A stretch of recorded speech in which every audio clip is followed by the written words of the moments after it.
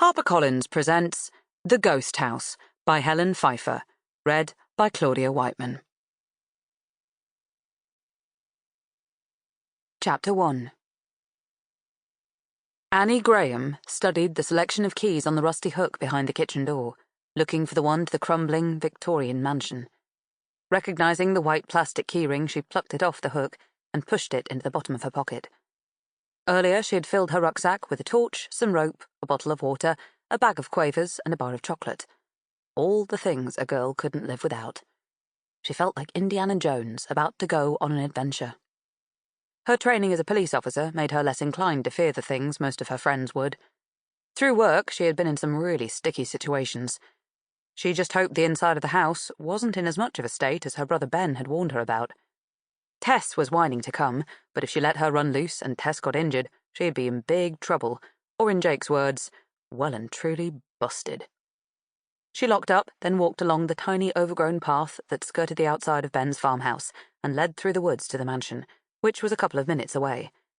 Soon the tall chimneys were visible, peeking above the tops of the oak trees.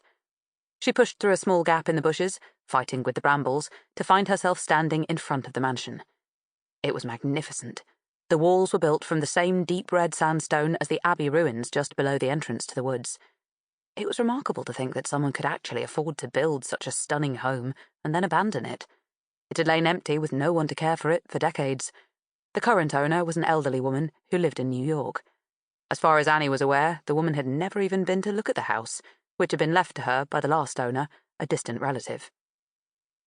Maybe if she had, she would have done something with it. The potential was endless. Then again, if it had been developed, her brother wouldn't have been able to afford to buy the farmhouse, which had a clause in the contract that whoever owned the farm had to be the caretaker of the big house. Ben was a builder, so it was perfect for him. Annie loved the peace and tranquility that being up here brought to her bruised mind. All the downstairs windows were boarded up to stop the local teenagers from going inside and breaking their necks. The upstairs windows were surprisingly all intact. Hundreds of tiny panes of stained glass with the most intricate patterns of lead beading running through them. Annie didn't envy whoever once had the job of keeping those clean.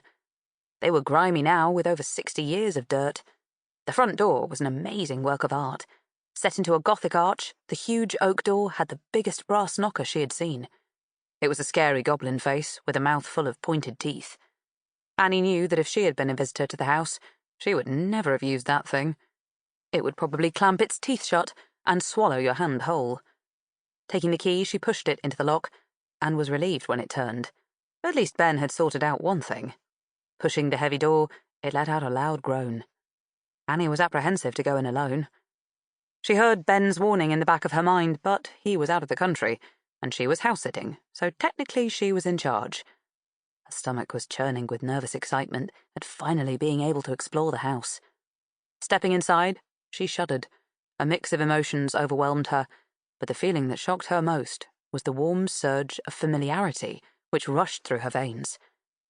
It was so strong that she wanted to shout, "I'm back! I've finally come home!" But why? Why do I feel like this?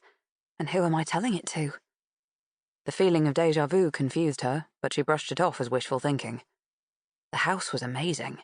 The entrance hall was so large, it alone could accommodate a party. The walls were covered in begrimed and dusty oak panelling, the air smelt damp and fusty, and Annie tried not to breathe through her nose because it was so overpowering. She tried to picture the house as it used to be, and an image began to form in her mind of the house when it was a family home. Fearfully, she pushed it away. The house was dark and full of shadows, so she decided to start at the top and work her way down. That way, if the floors were as rotten as her brother believed, and she fell through the ceiling, she would have all day to try and contact someone to come and rescue her. As brave as she felt, she didn't want to be lying in a heap on the floor when what little light there was began to fade. That was far too scary. Cautiously, she walked across the floor to the staircase, which was a sweeping, grand statement. It didn't seem too dangerous. Placing her hand on the ornately carved oak banister, she tested the first step. It creaked loudly, but held her weight. Placing both feet on it, she bounced up and down to see if she would fall through. She didn't. Taking one step at a time, she reached the first floor and grinned because the stairs hadn't collapsed on her. Why are the men in my life such... Sample complete. Ready to continue?